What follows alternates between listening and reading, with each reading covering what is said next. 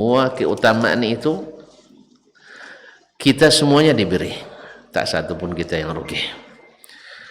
Dan tentu saja la yashkurullah man la yashkurun nas, tidak berterima kasih kepada Allah yang tidak berterima kasih kepada manusia. Oleh itu ucapan terima kasih saya ucapkan kepada keluarga besar Rumah Sakit Islam Ibnu Sina Pekanbaru, khususnya para pimpinan yang telah memberi kesempatan. Dan kayak saya kayaknya memang pas untuk selalu pemain figuran. Jadi mengganti-gantikan gitu. Karena memang di antara yang pemateri itu yang tidak punya jabatan strategis kayaknya saya saja. Jabatan saya yang tak ada pensiunnya. Kalau mereka itu jabatannya terbatas semua, jadi harus dikejar terus, tidak boleh ini. Kalau saya jabatan saya selama hidup Ustadz, jadi tidak ada ini. Kalau beliau itu rektor, tidak lama lagi turun kalau tidak diperpanjang. Yang satu lagi ketua yang kita gantikan hari ini, ketua Basnas, ya Ustadz Mas Riyadi Basnas, tidak lama lagi juga akan habis masa jabatan. Paling lama berapa tahun? 2 atau 4 tahun kalau tidak diperpanjang. Kemudian yang satu lagi guru kita, buya kita Dr. Mawardi, ketua MUI juga terbatas juga jadi ketua MUI. Jadi mereka punya jabatan semua sehingga sering punya halangan dan harus memang dilaksanakan. Jadi lebih enak jabatan yang tak pernah habis masanya. Saya sudah alhamdulillah sejak tidak punya jabatan lagi terasa lapang dunia. Makanya insya Allah saya bertekad, tapi bukan sumpah seperti kata orang gitu ya. Insya Allah kalau masih jabatan masih pakai asesmen, masih mendaftar, masih pakai formulir pendaftaran, insya Allah saya tidak akan ambil.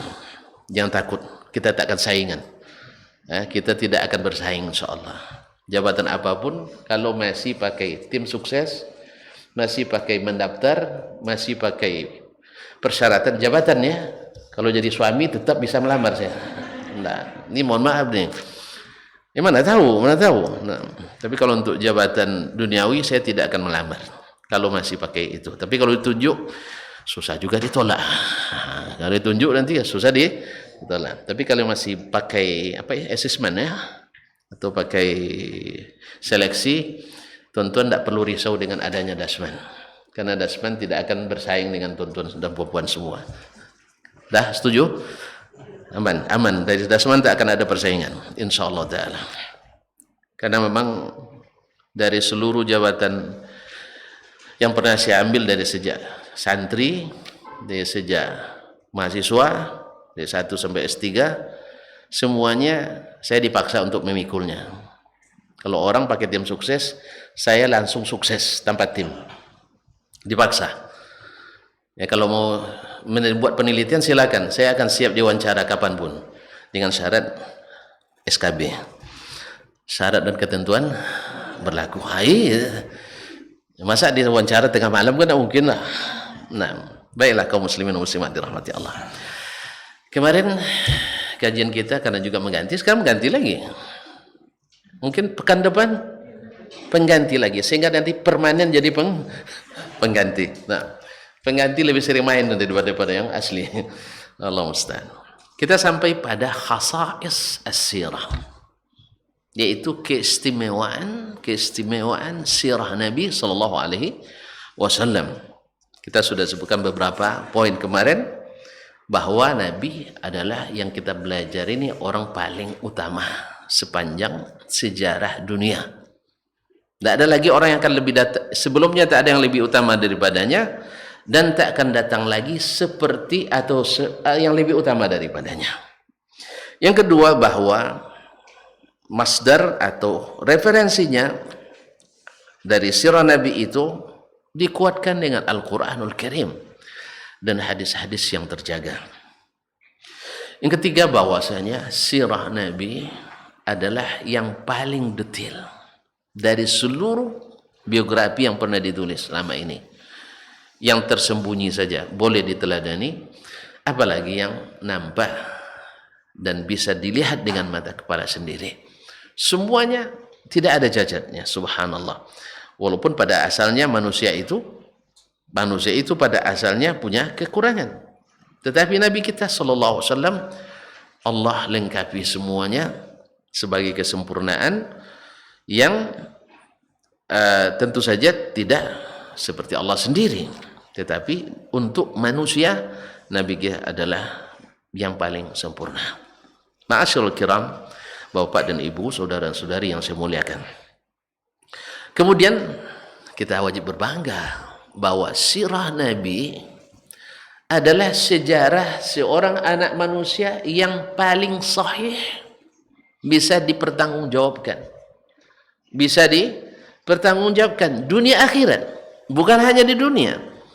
Karena yang meriwayatkannya orang-orang yang selalu meletakkan di depan matanya, man kadzaba alayya muta'ammidan falyatabawwa maq'adahu minan nar. Siapa yang berdusta atas namaku dengan sengaja, maka hendaklah dia menyiapkan tempat duduknya di neraka. Jadi ketika menuliskan itu, mereka membayangkan, kalau saya tidak jujur atau mengada-ngada walaupun untuk kebaikan, maka saya berdosa dan masuk neraka. Makanya orang menuliskan sirah Nabi dibanding dengan sirah selain Nabi, pasti akan menulis sejujur-jujurnya. Walaupun ada sebagian yang meriwayatkan bermacam-macam, tetapi pasti ada yang akan meluruskan. Karena sebagian sirah juga, sebagaimana hadis, ada orang-orang yang memalsukan dengan sengaja untuk merusak Islam. Ada yang memalsukannya dengan niat baik untuk memotivasi umat Islam. Ada yang memalsukan tidak tahu sama sekali hukumnya, dikiranya baik, dilakukan atau diriwayatkan. Tidak lama dinisbatkan ke Nabi SAW. Dia tidak tahu. Dan ada lagi yang lebih parah, asal baik, diriwayatkan dari Nabi, pasti Nabi terima. Ini lebih parah lagi, jahil murakkab. Nah, semua itu akan diluruskan oleh ulama-ulama yang mumpuni. Di antaranya adalah termasuk sirah Nabi sallallahu alaihi wasallam, sehingga sirah Nabi, ya, sirah Nabi itu pada umumnya yang ma'ruf dari riwayatnya adalah sesuatu yang hampir mutawatir. Lahirnya di mana, kemudian kapan dia ibunya wafat, kemudian kapan ayahnya meninggal, ibunya meninggal kapan, kemudian dipelihara oleh siapa, di mana dia menyusu, dan seterusnya. Hampir mutawatir semuanya, karena diriwayatkan seperti yang disebutkan oleh para ulama, oleh para sahabat. Kunna, ini diriwayatkan dari Abu Sa'id Al-Khudri, juga diriwayatkan dari Jabir bin Abdullah ibn Haram Al-Ansari radhiyallahu anhuma, bahwa mereka mengatakan, kunna nulaqqinu auladana as-sirah kama nulaqqinuhumul Qur'an. Kami dulu kepada anak-anak kami mentalqinkan sirah Nabi itu seperti mentalqinkan ayat Al-Quranul Karim. Bagaimana mereka membaca, a'udzubillahi minasyaitonir rajim, a'udzubillahi minasyaitonir rajim, bismillahirrahmanirrahim, bismillahirrahmanirrahim, alhamdulillahi rabbil alamin. Seperti itu mereka mentalqin anaknya sirah Nabi alaihi salatu wassalam. Kenapa tidak? Karena kenal jadi sayang jadi cinta. Dan Nabi SAW semua kalau dibuka tentang ceritanya pasti melahirkan sayang dan cinta kita kepadanya. Ma'asyiral kiram dirahmati Allah. Kemudian yang kelima, bahwasanya di tengah-tengah sirah itu kita akan mendapatkan aplikasi nyata dari amalan dan pekerjaan Nabi sallallahu alaihi wasallam, baik yang bersifat ritual maupun bersifat ibadah sosial, baik yang bersifat duniawi maupun yang bersifat ukhrawi. Akan kita temukan bahkan bagaimana beliau mensiasati Kalau dalam bahasa sekarang, bagaimana beliau berpolitik dalam mengatur umat, bagaimana berhadapan dengan sesama muslim dan yang bukan muslim.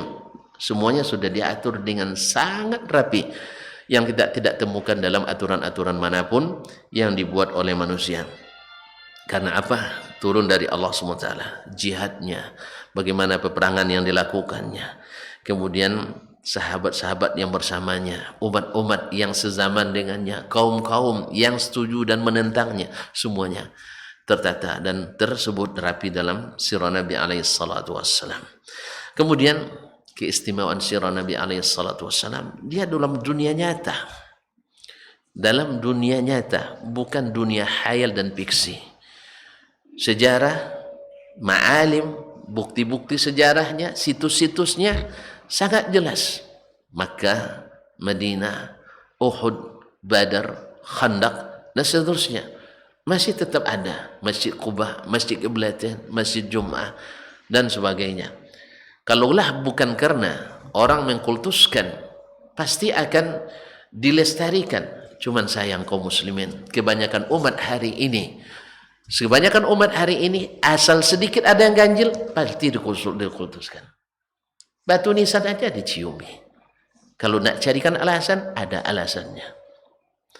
Kayu dikit bengkok, tidak sama dengan bengkok yang lain, disucikan. Batu, ya, agak aneh sedikit, lalu dijadikan sebagai obat dan sebagainya. Sehingga dokter pun ditinggalkan orang. Masih ingat kisah Ponari dulu? Akhirnya dia sakit sendiri. Allah musta'an. Dan bagaimana dukun-dukun hari ini? Ternyata banyak tipuan-tipuannya.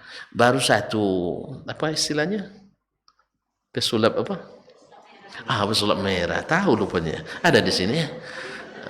Jadi saya tidak baca, saya dengar-dengar dari jauh saja. Iya, membongkar rahasia mereka sampai mereka kelabakan. Katanya kurang jauh. Padahal mereka punya ilmu pelaris. Kan lucu, dukun punya pelaris tapi kurang job. Dukun bisa menggandakan uang tapi kurang duit. Dukun katanya punya pemanis tapi sering melamar, tidak laku. Walaupun demikian masih banyak percaya. Oleh sebab itu maka terpaksalah sebagian daripada situs yang tidak disuruh oleh Nabi atau tidak ada mudarat untuk menghilangkannya, tidak dilestarikan di Arab Saudi. Apa sebab? Karena negeri itu memang mendirikan tauhid lebih penting daripada menjaga situs-situs yang tidak begitu penting dalam sejarah. Misalnya pohon kayu, tempat Nabi bersandar dulu setelah dibedah, misalnya perlu lestarikan? Ya tidak perlu. Andainya tidak ada orang yang mensucikan, mengkultuskannya, juga tidak perlu dilestarikan. Apalagi saya pernah sampai ke situ. Saya 15 tahun di sana tidak sampai. Tapi anak saya yang paling kecil, si Usama, pas umrah dia paksa saya sampai ke situ. Masya Allah, ternyata anak itu jadi raja betul. Iya, jadi raja betul. Tapi dalam kebaikan. Dia belajar sirah sebelum berangkat. Katanya Nabi SAW disusukan di Bani Sa'ad. Tolong sampaikan saya ke Badia Bani Sa'ad. Nah, kan bagus itu. Ya. Rupanya jauh Ustaz. Putar-putar kami. Dari Taif lagi puluhan kilo lagi. Dari Makkah ke Taif sekitar 78 kilo. Tambah lagi sekitar 80 kilo lagi kayaknya. Akhirnya kami tersesat di jalan yang terang. Nanya ke sini, di situ. Sampai pula situ, tidak ketemu juga. Nanya sini, situ. Tidak sampai, karena sudah dihilangkan. Kami tanya ke orang setempat, kok dihilangkan situ sejarahnya? Jadi destinasi wisata religius oleh jemaah haji dan umrah. Andainya Arab Saudi memikirkan PAD, pendapatan asli Dayan, iya kan pendapatan asli Dayan, pasti ustadz-ustadznya memfatwakan bagus itu supaya ramai Taif. Karena dalam hitungan jemaah yang paling suka belanja itu adalah jemaah haji dan umrah. Tidak ada yang lebih dari itu. Yang paling suka belanja adalah jemaah haji dan umrah.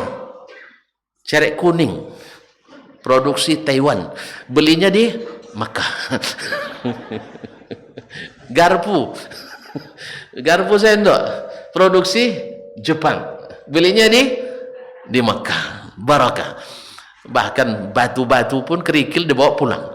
Ada ibu-ibu ambilnya batu dekat Gunung Uhud, sampai di rumah ngadu ke saya, Ustaz gimana caranya Ustaz, saya terbawa katanya. Ibu makanya tanya dulu sebelum membawa. Kalau ibu mazhabnya apa? Syafi'i katanya. Syafi'i wajib antarkan kembali ke sana. Wajib diantarkan kembali. Nah, coba bayangkan. Nah, Ustaz, betul kan mazhab Syafi'i? Harus balikkan lagi ke sana. Kalau gitu, kalau ibu tidak bisa, kirim saya, bayar ongkos saya. Akhir subhanallah kaum muslimin dan muslimat. Untung saya umrah, bawa kembali. Jadi kaum muslimin dan muslimat dirahmati Allah SWT. Jadi saking banyak mengkultuskan, akhirnya disembunyikan. Tapi tempat itu kan tak lupa dari sejarah di sini. Sama seperti Bi'ru Budha'ah yang saya sebutkan dalam pertemuan sebelum ini, tempat air dulu, tempat orang ngambil air di Madinah, walaupun di situ banyak dibuang kotoran-kotoran, tapi kata Nabi tidak. Itu tempatnya, kalau tuan-tuan sekarang ke sana itu di hotel di bawah, tidak ada lagi bi'ru itu, tidak ada lagi. Untuk apa dipelihara kubangan itu? Kan jadi kubangan jadinya. Tapi tempatnya dekat hotel Ash-Shurfa, atau lebih dikenal mungkin dengan kita lebih familiar dengan hotel Sheraton. Tuh Sheraton? Tidak tahu juga. Sama gitu nampaknya. Nah, kaum muslimin dan muslimat dirahmati Allah. Kalau ikut nanti saya tunjukkan tempatnya. Tapi ongkos bayar masing-masing.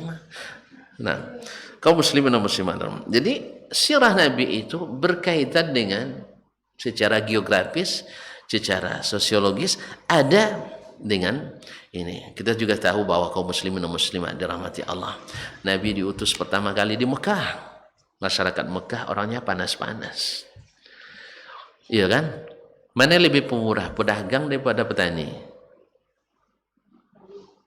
Hah? Serius ini.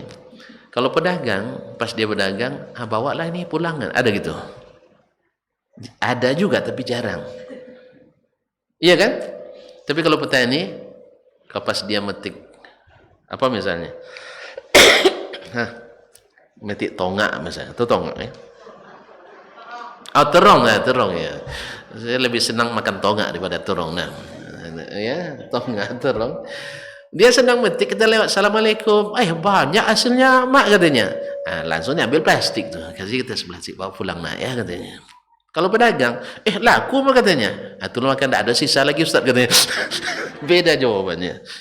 Inilah kaum muslimin dan muslimat yang dirahmati Allah. Makanya di Makkah panas memang. Maka mereka ketika dakwah pertama susah mereka terima. Madinah agak tenang.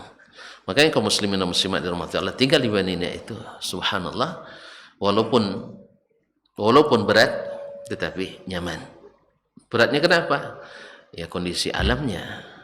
Ya kalau suka panas sekali. Dingin juga tak tertahan. Dan udaranya kering lagi. Jadi panas dan kering. Coba lihat kalau kita pakai AC, kalau jenis kulit kering, gimana hasilnya? Ya apa istilahnya? Kalau bahasa kampung saya nguisyam.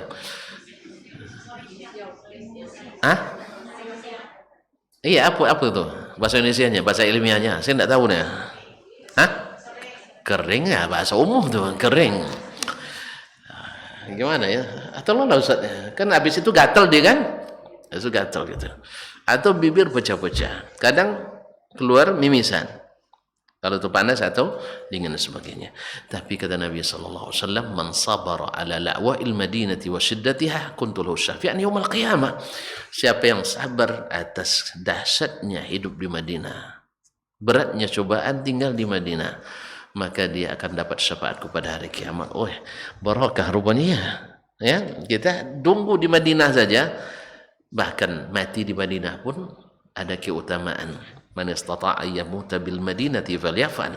Nabi SAW katakan, di akhir zaman nanti akan banyak orang keluar mencari kehidupan yang lebih menjanjikan di luar Tetapi kata Nabi, wal madinatu khairul lahum law kanu ya'lamun.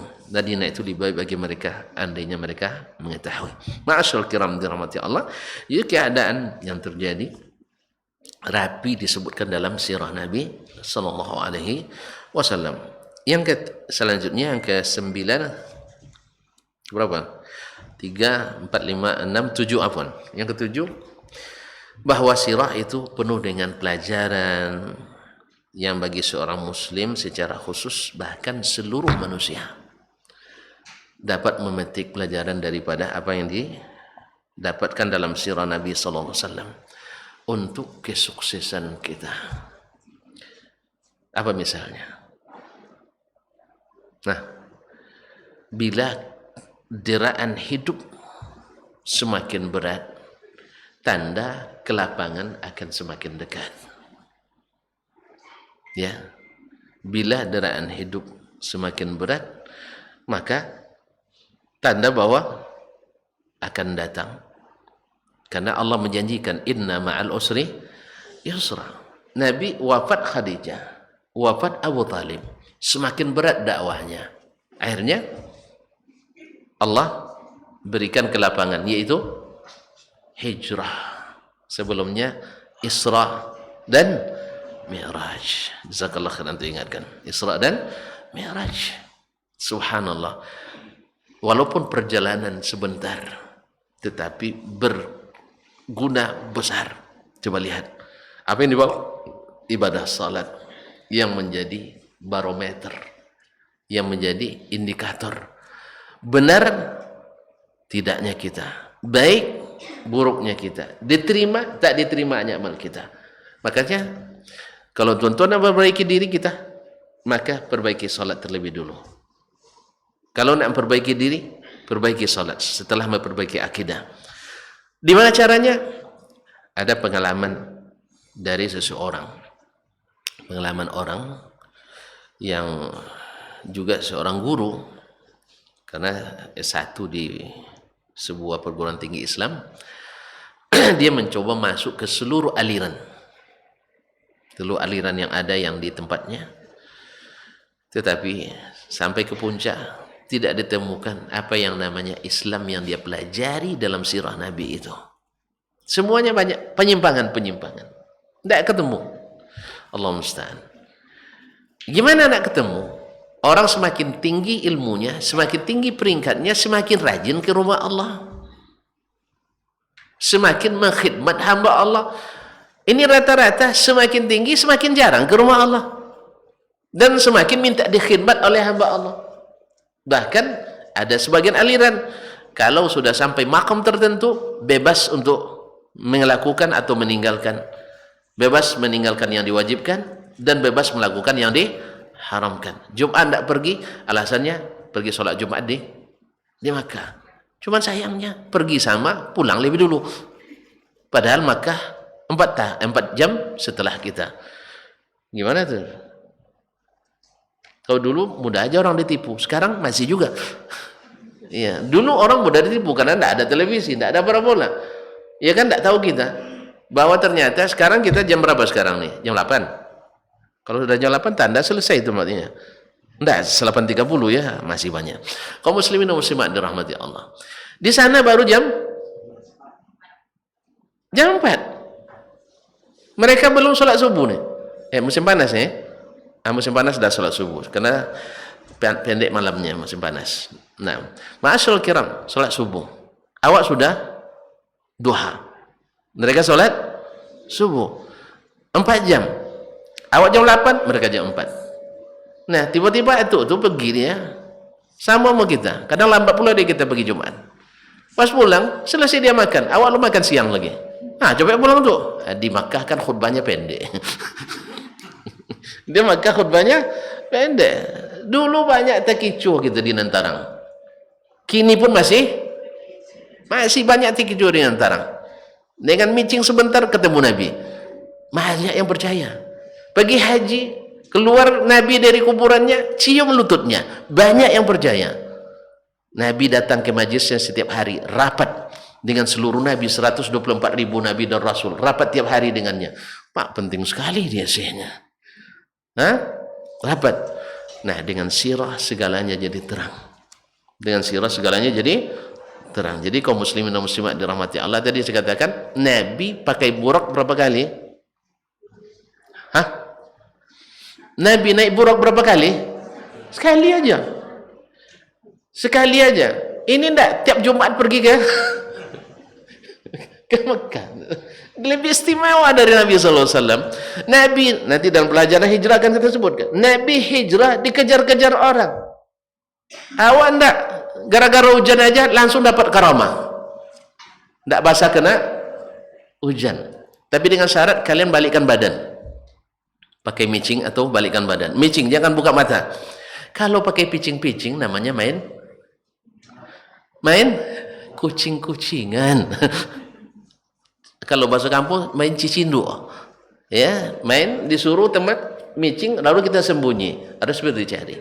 Kalau betul Nabi tidak pernah nyuruh orang micing dulu untuk menambahkan mukjizat. Woi, kalian supaya mukjizat saya keluar, micing dulu, meremkan mata. Nah itu, tidak ada proses micing-micing itu, tidak ada.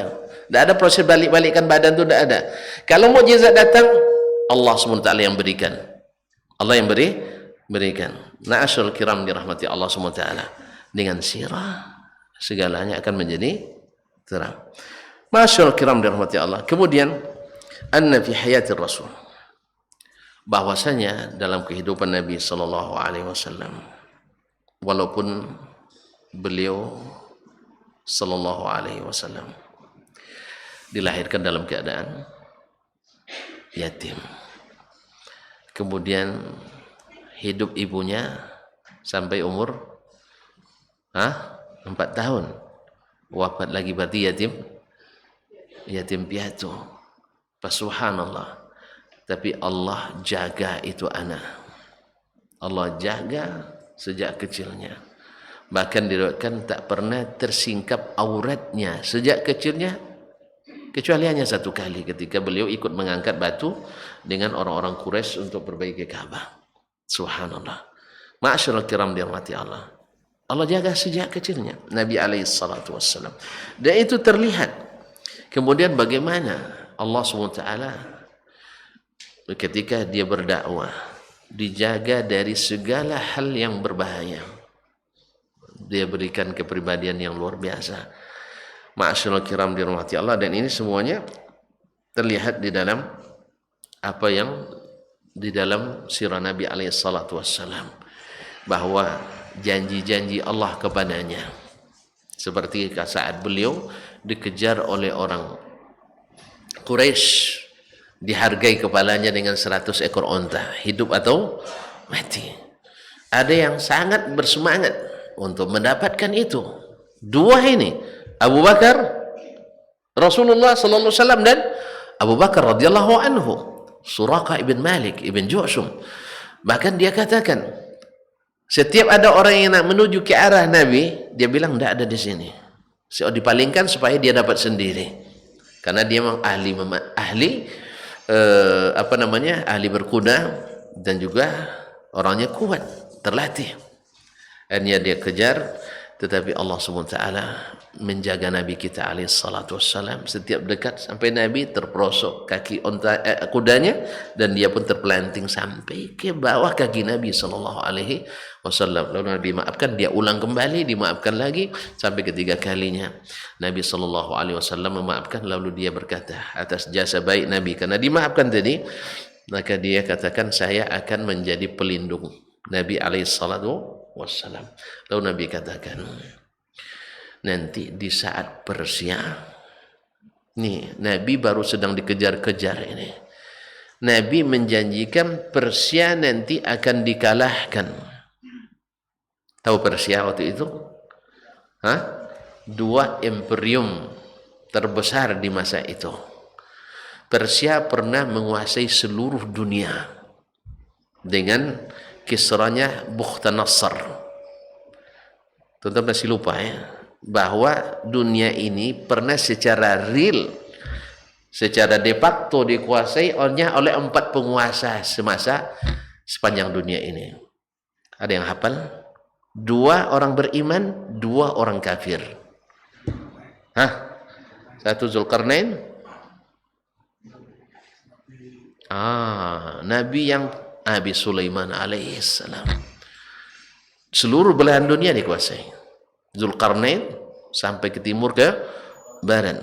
Tidak ada kekuasaan kerajaan kecuali tunduk di bawahnya. Demikian juga dengan Nabi Sulaiman alaihissalam. Kemudian pernah dikuasai oleh dua kekuatan kafir. Siapa mereka? Romawi? Tidak. Romawi tidak pernah menguasai seluruhnya. Bilang aja lupa gitu. Lupa gitu. Satu, kerajaan Babilonia dulu yang dikuasai oleh Namrud. Kenal Namrud? Apa keistimewaannya? Tidak ada yang tahu. Istimewanya sampai ngaku jadi Tuhan. Kan dia bilang bisa menghidupkan, bisa mematikan. Yang berhadapan dengan Nabi Ibrahim alaihissalam. Lalu Nabi Ibrahim alaihissalam mengatakan, kalau betul kamu Tuhan, bisa menghidupkan, mematikan. Oke lah, saya terima yang tadi. Dia panggilnya dua orang rakyatnya, satu dipancung, satu dilepas. Itu menghidupkan dan mematikan. Ini kan di debat nanti tidak selesai perdebatan. Awak pula dipancung nanti. Kata Nabi Ibrahim, kalau gitu oke, ini diterima nih. Walaupun tidak salah pun tetap diterima. Kalau gitu coba terbitkan matahari ini dari barat. Kan Allah terbitkan, Tuhan saya terbitkan dari timur. Nah sekarang kamu kan Tuhan, tolong terbitkan dari barat. Apa yang dia lakukan? Fabuhital ladzi kafar. Patah lidah orang kafir itu. Wallahu la yahdil qaumadz zalimin. Allah tidak akan memberi hidayah kepada kaum yang zalim. Nah ini dua. Yang pertama. Yang kedua adalah Bukhtanasar, yaitu pendiri kerajaan Persia. Dia walaupun kafir tapi terkenal keadilannya waktu itu. Terkenal dengan keadilannya. Dengan keadilannya itu sehingga orang banyak yang tunduk kepadanya. Mau dengan sukarela berada di bawah kekuasaannya. Hanya 4 saja yang pernah dikuasai. Ma'asyarul kiram dirahmati Allah SWT. Nah, Persia yang dulu didirikan oleh Bukhtanasar itu, kerajaan yang begitu besar, imperium besar. Nah, kata ya Nabi SAW, Nabi sedang dikejar-kejar ini. Siapa yang mau percaya dengan Nabi SAW? Sama kita sekarang, kalau kita bilang sekarang nih, kita akan kuasai misalnya Roma. Percaya tuh? Hah? Nggak akan percaya. Siapa kita? Hah? Utang aja belum terbayar. Hah? Tapi ini janji Nabi alaihissalatu wassalam. Entah zaman siapa nanti kita nggak tahu. Bahwa janji itu realisasi. Persia, apa kata Nabi kepada Suraqah ibn Malik ibn Ju'shum? Nanti iza putihat Kisra falakah wasiwaru Kisra, maka bagimu hadiah dari saya adalah gelang kebesaran Kisra. Mahal enggak San? Kalau sempat ada hari ini dihargai berapa? Hah? Hei para pemburu harta-harta harta klasik, berapa harganya kira-kira? Miliar? Triliun? Hah? Mahal. Cuman masalahnya sekarang bukan masalah mahal tidaknya itu. Ini orang berkuasa, Nabi sedang diburu-buru, belum tentu selamat, dia sudah berikan janji ini. Dan terbukti. Kapan? Di zaman Umar bin Khattab radhiyallahu anhu. Oleh sebab itulah makanya kenapa orang-orang Iran yang merupakan titisan Persia itu sangat benci pada Umar bin Khattab radhiyallahu anhu. Makanya para orang-orang Syiah Rafidah itu yang paling dibencinya adalah Umar bin Khattab. Seperti kata Asy-Syirazi dalam ceramah, dia katakan aduuna raqam wahid, musuh kita paling bebuyutan mu iblis, bukan iblis katanya. Raqam wahid Umar, Abu Bakar, thumma iblis. Yang pertama adalah Umar, yang kedua Abu Bakar, yang ketiga iblis. Iblis baru yang ketiga musuhnya. Nah, kira-kira kalau orang memusuhi Abu Bakar dan Umar, orang Islam apa tidak? Hah? Islam apa tidak? Nah, jadi kaum muslimin dan muslimat dirahmati Allah. Nah, janji-janji itu, inayah Allah kepada Nabi SAW ada dalam sirah. Makanya membaca sirah itu wajib. Ya, wajib. Sebab akan membangkitkan kembali kehidupan kita. Ruh kita. Makanya macamnya sangat disayangkan banyak dari institusi pendidikan Islam, khususnya pendidikan tinggi Islam, tidak mengajarkan sirah Nabi Sallallahu Alaihi Wasallam. Tidak mengajarkan sirah Nabi Alaihi Salatu Wasallam. Kaum muslimin dan muslimat dirahmati Allah. Kemudian sirah Nabi ini menarik perhatian seluruh umat Islam. Jadi bukan hanya kelompok tertentu. Dalam ada beberapa spesialisasi ilmu, hanya kelompok tertentu saja yang tertarik. Kelompok lain tidak. Tapi kalau yang namanya sirah Nabi, apapun spesialisasi seorang ahli dalam Islam, nak fikih kah dia, nak ahli nahwu kah dia, nak ahli saraf kah dia, nak ahli fisika sekalipun, dia mesti memberikan perhatian pada sirah Nabi Sallallahu Alaihi Wasallam.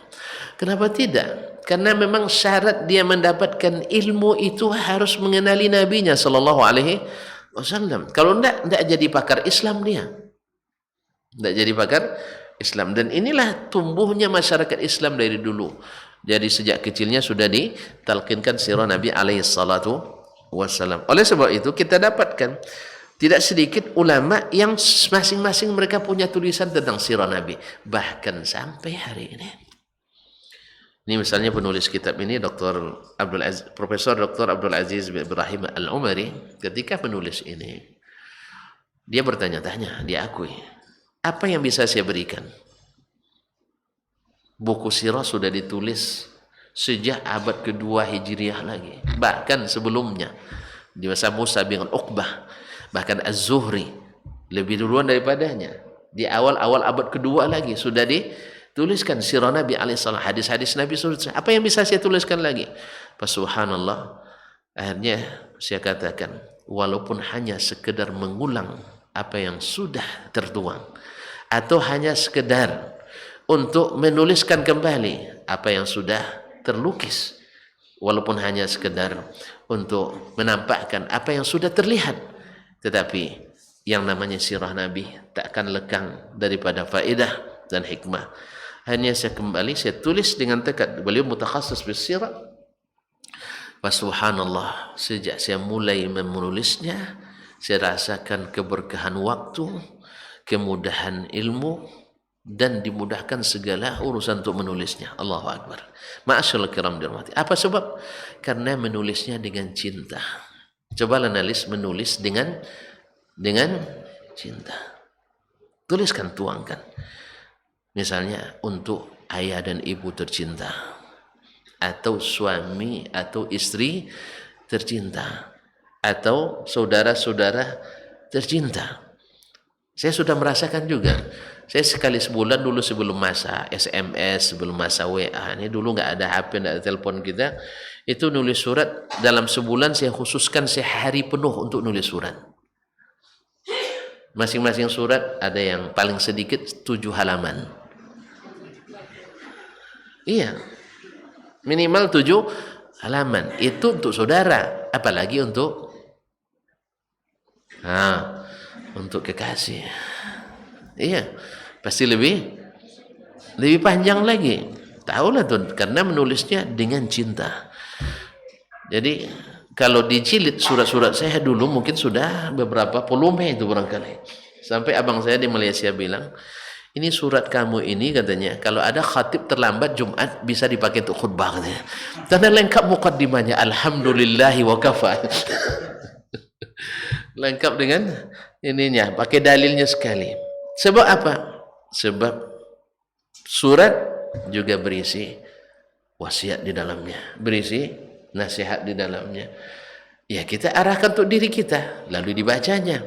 Kita menasihati diri bunyinya, tapi tujuannya iyyaki kata pepatah penyair Arab, iyyaki a'ni fasma'i ya jarah.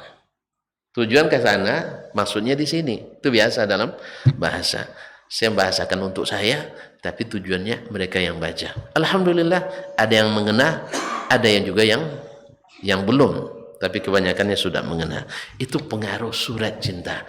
Nah, sekarang kita menulis dengan cinta kepada Nabi alaihi salatu wassalam, pasti Allah mudahkan. Apalagi memang referensinya lengkap. Bawa Al-Quran, isinya sirah. Bawa hadis, isinya sirah. Bawa kitab-kitab ulama, isinya sirah. Tinggal lagi kita menuangkannya dengan Allah yang Allah mudahkan. Wallahu musta'an. Kayaknya waktu juga membatasi nampaknya. Hah? Insya Allah jumpa kembali di lain hari. Mudah-mudahan sering jadi peran pengganti. Terima kasih dan mohon maaf. Wallahu ta'ala alam. Wa sallallahu ala nabiyina Muhammad wasallam. Baik. Kayaknya tidak usah bertanya dulu. Belum selesai masalahnya. Kalau masalah-masalah hukum nanti tanya ke dokter fikihnya. Iya kan? Gimana? Ada yang mau ditanyakan? Saya bagian yang muda-muda aja. Nah. Kapan Nabi diutus? Baik, ayat pertama tuh.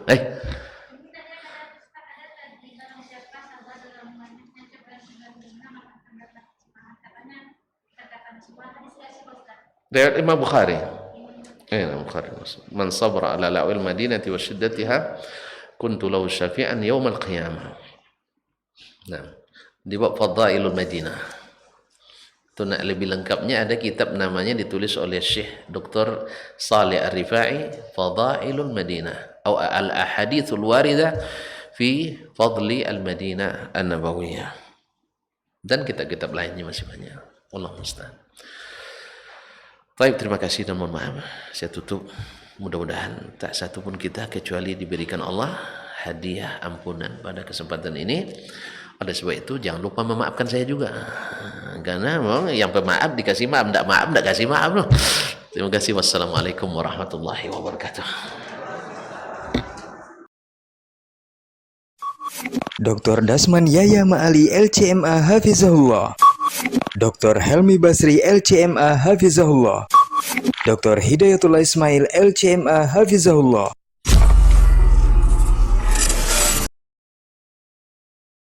Majtama'a qaumun fi baitin min buyutillah yatluna kitab Allah wa yatadarasunahu fima bainahum illa nazalat alaihimus sakinah wa ghashiyatuhumur rahmah wa haffat bihimul malaikah wa dzakarahumullahu fiman indah.